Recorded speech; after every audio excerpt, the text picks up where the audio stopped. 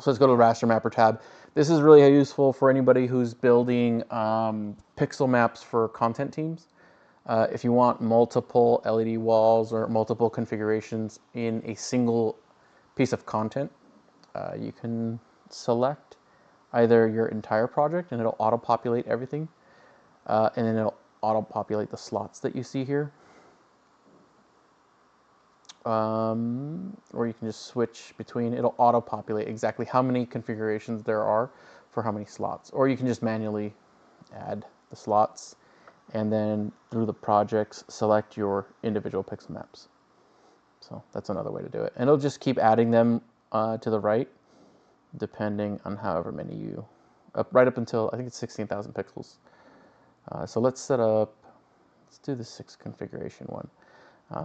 So it auto-populates this for you. You can minimize that, and you can arrange, just click, drag, and arrange the LEDs however you want.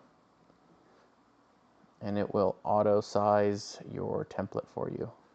And you can see your dynamic raster resolution here. That'll update automatically depending on how you drag these out, in or out. And I do have a snapping feature so that it snaps there to each one individually.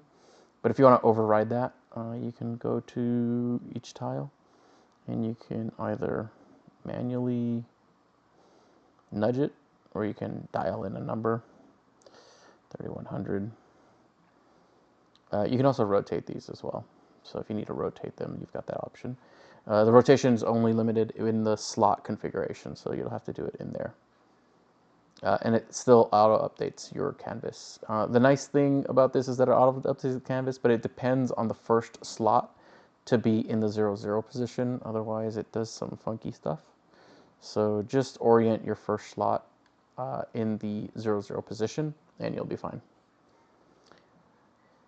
If you look at the very, very top left, there is a label here. And so it's small by default, just because it's hard to figure out exactly what the maximum size of your canvas is going to be. So you've got the tooltip up here to enter your canvas resolution, 10752 by 4536. Okay.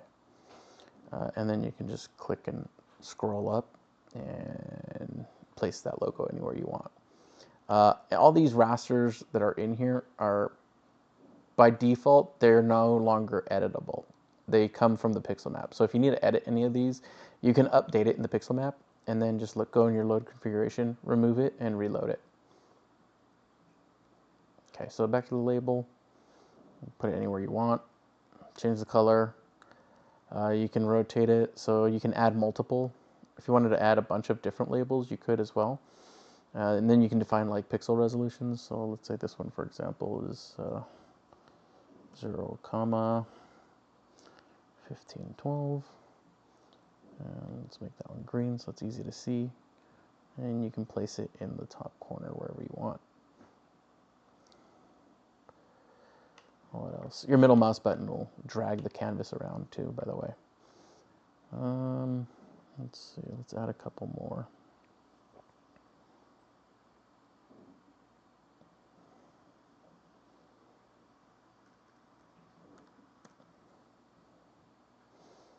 Turn that one green. You can also center these as well, so you can find them easily if you need to. Okay, let's move on. We don't need to add all of them. And then you still have the option to add custom logos here as well, so that you have your logo in your Raster Mapper configuration. Let's change this to 300. Not too small. 900. Cool. Oh, maybe not the black one. Let's do the white one.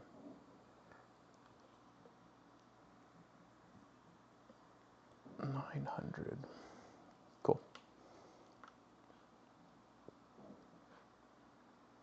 You can also just click and drag if you want to, or scroll your mouse wheel if you want to get it much larger.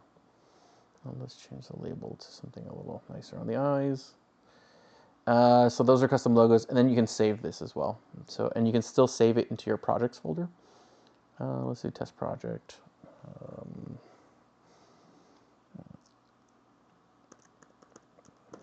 Test raster 001. save, and then you'll see it saves in your project folder that you have set up here. From here, again, you get since I saved it with that name, it'll auto update the name, and then you can download this image as well. So it'll just export this entire raster. So that's the raster mapper part.